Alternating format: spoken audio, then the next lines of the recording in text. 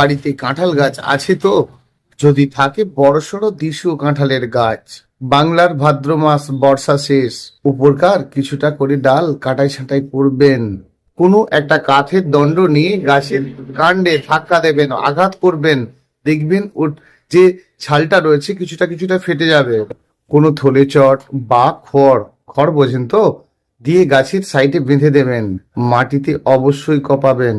1 বছরের গাছ হলে তাহলে 100 গ্রাম 100 গ্রাম 200 গ্রাম গাছ থেকে 1 হাত ডিফারেন্স সুপার ফসফেট ও পটাশ সম পরিমাণে দেবেন।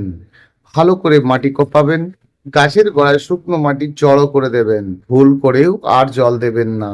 কতদিন দেবেন না? যতদিন না গাছে ফলটা আসছে। কাঁঠাল আসবে গাছ ভর্তি হয়ে। টাইথেনিয়াম M45 সাথে একতারা 1 গ্রাম 1 গ্রাম 2 লিটার জলে গুলে স্প্রে করে দিন, আর কাঁঠালের দারুণ